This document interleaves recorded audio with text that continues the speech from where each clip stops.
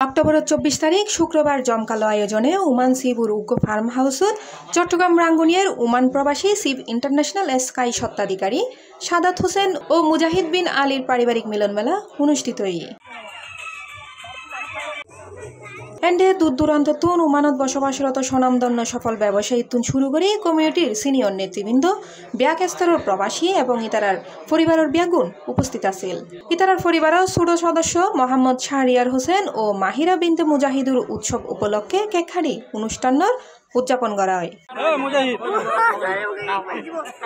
উক্ত পারিবারিক মিলন মেলাত উপস্থিত আছিল বাংলাদেশ সোশ্যাল ক্লাব ওমানের চেয়ারম্যান সিরাজুল হক সিআইপি, এক্সচেঞ্জর সিইও ইফতেকারুর হাসান চৌধুরী, চট্টগ্রাম সমিতির ওমানের সভাপতি সিআইপি ইয়াসিন চৌধুরী, ক্লাবের vice chairman Rezaul Karim CIP, আল হোসনি গ্রুপের সাবেক জিএম ইব্রাহিম চৌধুরী সহ আরও বদকিও পারিবারিক মিলন মেলাত 50 পরিবারের প্রায় 200 সদস্য অংশগ্রহণ করে।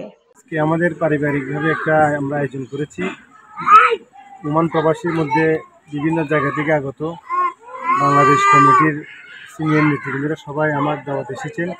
আমি দূর দূরান্ত থেকে অনেক কষ্ট করে আমার দাওয়াত আসার জন্য আমি সবাইকে আমার পরিবারের পক্ষ থেকে অসংখ্য ধন্যবাদ জানাই। পরিবারের পক্ষ থেকে পারিবারিক